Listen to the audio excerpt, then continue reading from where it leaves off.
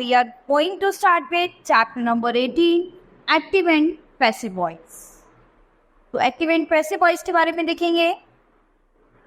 Read and compare the following sentence. तो हमें इन्हें पढ़ना है और इनका कंपेयर करना है. The carpenter makes a table. A table is made by the carpenter. तो इसमें क्या डिफरेंस है, आप क्या देख सकते हैं कि यहाँ से सब ऑब्जेक्ट को उठा के सब्जेक्ट बना दिया है और सब्जेक्ट को उठा के ऑब्जेक्ट बना दिया है. यही तो डिफरेंस है. These sentences contain the same message. However, in the first sentence, the carpenter gets more importance, and in the second, the table is in focus. तो पहले वाले में आप देखेंगे हमने किस पे फोकस किया है, कारपेंटर पे फोकस किया गया है, और दूसरे वाले सेंटेंस में टेबल पर फोकस किया गया है. The first sentence, where the door of the action, the carpenter gets more importance, is in the active voice. तो हमने क्या किया, इसको चेंज करके इसका एक्टिव वॉइस बना दिया. The second sentence, where the thing to which the action is done or the receiver of the action, a table, gets more importance, is in the passive voice. ये आपका active voice हो गया और ये आपका passive voice हो गया. तो एक्टिव वॉइस से हमने से पैसिव वॉइस में चेंज कर दिया है. In a passive sentence, the verb has this structure, the appropriate form of be plus past participle of the main verb. तो इसमें जब हम एक्टिव से पैसिव में चेंज करेंगे सेंटेंस को, तो हमेशा आप past participle of verb he use करेंगे, यानी हमेशा वर्ब की थर्ड फॉर्म का ही यूज किया जाएगा. काव्य was bitten by a dog. The wall is being built by the worker. The food may be prepared by the cook. The portrait had been removed by the new tenants. तो यहाँ पर active से जब हम passive में change करते हैं, तो जब सब्जेक्ट को उठा के ऑब्जेक्ट बनाते हैं तो उससे पहले हम बाय का यूज करेंगे. तो कोई भी सेंटेंस होगा, जब हम सब्जेक्ट को से उठा के ऑब्जेक्ट बनाएंगे तो हम क्या करेंगे, पैसिव वॉइस में उससे पहले बाय का यूज करेंगे. In passive voice, the object of the corresponding active sentence becomes the subject of the passive sentence. Active, the gardener caught the thief. तो ये आपका सब्जेक्ट है, ये आपकी वर्ब है और ये आपका ऑब्जेक्ट है. और जब हम इसका पैसिव बनाएंगे तो ये जो ऑब्जेक्ट है आपका, ये क्या बन जाएगा, ये सब्जेक्ट बन जाएगा, यानी द थीफ वॉज caught. ये आपका क्या था, सिंपल पास्ट टेंस था. तो पास्ट टेंस में हम किसका यूज करेंगे, वॉज का यूज करेंगे.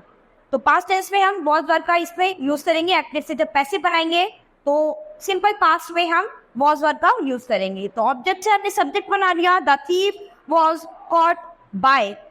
तो जब हम अपने सब्जेक्ट को ऑब्जेक्ट बनाएंगे तो उससे पहले हम बाय का यूज करेंगे.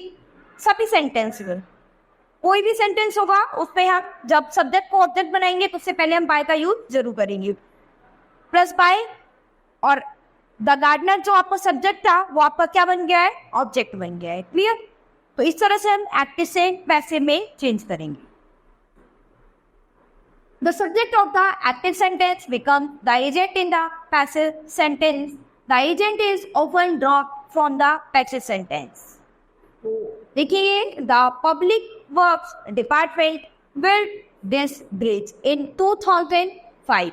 तो यहाँ पर हमारा जो ऑब्जेक्ट है वो क्या है, दिस ब्रिज. तो इसको आप क्या बनाएंगे, subject, the bridge was build. तो ये आपका क्या है, सिंपल पास्ट है. तो इसमें भी आप क्या लगाएंगे, वॉज लगाएंगे, was build by the public works department. और जो आपका सब्जेक्ट था वो आपका ऑब्जेक्ट बन जाएगा और उससे पहले बाय का यूज करेंगे. और इन 2005 जो ईयर था आपका, वो ऐसे ही आप सेम मेंशन कर देंगे. If the verb in the active sentence has two object, the direct object and the indirect object. तो अभी इसमें आपने क्या देखा कि इसमें दो ऑब्जेक्ट थे, एक डायरेक्ट ऑब्जेक्ट था और एक इनडायरेक्ट ऑब्जेक्ट था.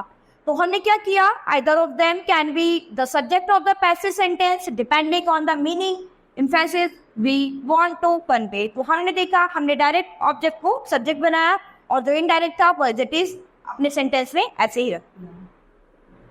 नेक्स्ट देखेंगे active, the teacher gave the children there report cards. तो ये आपका क्या है, इनडायरेक्ट ऑब्जेक्ट है और ये आपका क्या है, डायरेक्ट ऑब्जेक्ट है। तो अभी हम क्या करेंगे, जो इनडायरेक्ट ऑब्जेक्ट है हमारा उसको हम सब्जेक्ट बना देंगे। द चिल्ड्रन वर्ब, ये भी सिंपल पास्ट की बात हो रही है, तो चिल्ड्रन यहाँ पर बहुत सारे हैं, तो वॉज की जगह आप वर्ब का यूज करेंगे। The children were given there report cards bye the teacher. तो सब्जेक्ट का इसके बाद यहाँ पर ऑब्जेक्ट बन जाएगा और इसे आप इस तरह से बना सकते हैं, the report cards were given to the children by the teacher. यानी इसे आप दो मेथड से बना सकते हैं।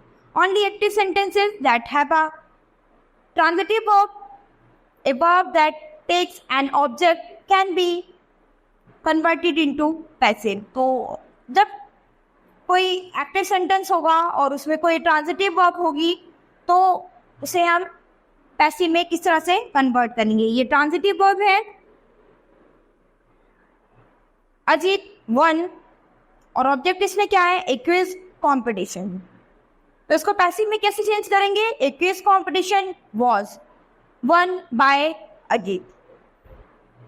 और इंट्रांजिटिव वर्ब होगी जैसे कि अजीत वर्क फास्ट। तो यहाँ पर तो आपका कोई भी ऑब्जेक्ट ही नहीं है, तो इसे किस तरह से बनाएंगे, ये बाय, स्टार्टिंग में बाय से यूज होकर आपका बनेगा। इसके बाद देखेंगे the following table shows how various verb forms are turned into passive. तो यहाँ पर बहुत सारे इस टेबल में एक्टिव वॉइस दिए हैं जिनका आपने पैसिव में चेंज किया है। तो जो आप होमवर्क में करेंगे इस टेबल को आप अच्छे से पढ़ेंगे। ये सिंपल प्रेजेंट है, काव्य वेटर्स द प्लांट्स एवरीडे। तो यहाँ पर जो ऑब्जेक्ट है ये आपका सब्जेक्ट बन गया, the plant are watered by Kavya every day. तो ये आपका सिंपल प्रेजेंट है। तो सिंपल प्रेजेंट में आप क्या करेंगे, सिंपल प्रेजेंट टेंस में आप, सिंपल प्रेजेंट टेंस आपका क्या होता है, वर्ब की फर्स्ट फॉर्म के साथ आप ईएस का यूज करते हैं। लेकिन जब आप इसका पैसिव बनाएंगे तो यहाँ पर आपको इज आर लगाना पड़ेगा, इज आर एन का यूज करना पड़ेगा वर्ब से पहले। नेक्स्ट आप देखेंगे प्रेजेंट कॉन्टिन्यूअस, अभी इज पेंटिंग द वॉल। तो आपका ऑब्जेक्ट क्या है, द वॉल, द बॉल आपका क्या बन जाएगा, सब्जेक्ट इज बीइंग। तो प्रेजेंट कॉन्टिन्यूअस में आप क्या करेंगे, इज आर एन के साथ इसमें बीइंग का यूज करेंगे। Is are am plus being plus verb की third form plus by plus object. Present perfect, Rohit has finished the homework. तो इसमें हैज हैव का हम यूज करते हैं, लेकिन जब हम पैसिव बनाएंगे तो इसमें हैज हैव बीन का यूज करेंगे। तो हैज हैव के साथ बीन हम एक्स्ट्रा लगा देंगे, देन वर्ब की third form, then by, then object. Present perfect continuous में हम क्या करेंगे, हैव बीन का यूज किया जाता है, तो इसमें क्या हो जाएगा, सिंपल पास्ट में देखेंगे राशिद प्लांटेड 10 ट्रीज यस्टरडे। तो सिंपल पास्ट में भी हमने इससे पहले भी एग्जांपल्स में पढ़ा था, सिंपल पास्ट टेंस में हम क्या करेंगे, वॉज वर्ब का यूज करेंगे। नेक्स्ट देखेंगे पास्ट कॉन्टिन्यूअस। तो पास्ट कॉन्टिन्यूअस में क्या है, वो Ravi was driving the car was being. यानी कॉन्टिन्यूअस में जैसे प्रेजेंट कॉन्टिन्यूअस में आपने हेल्पिंग वर्ब के साथ बीइंग का यूज किया था, सेम इसमें भी आप इसी तरह से बीइंग का यूज करेंगे। Past perfect, Geeta had written a novel when she was young. तो इसमें हम क्या करेंगे, हैड के साथ बीन का यूज करेंगे, ठीक है। तो had been written by Geeta when she was young. Next देखेंगे पास्ट परफेक्ट कॉन्टिन्यूअस। इसमें परफेक्ट प्रेजेंट परफेक्ट कॉन्टिन्यूअस में, पास्ट परफेक्ट कॉन्टिन्यूअस में कोई भी चेंजेस नहीं होगा, यानी हेल्पिंग वर्ब आपकी सेम रहेगी। क्लियर, यानी प्रेजेंट परफेक्ट कॉन्टिन्यूअस में, पास्ट परफेक्ट कॉन्टिन्यूअस में कोई भी चेंजेस नहीं होगा, हेल्पिंग वर्ब जो है आपकी वो एज इट इज सेम ही रहेगी। Simple future, rakhi will call you tomorrow. तो यहाँ पर आपका ऑब्जेक्ट यू है, ये सब्जेक्ट बन जाएगा, you will be called by rakhi tomorrow. तो विल के साथ हम इसमें बी का यूज करेंगे, यानी सिंपल फ्यूचर टेंस होगा उसमें विल शब्द के साथ हम बी ऐड कर देंगे। Future continuous, you will be training Salim next week.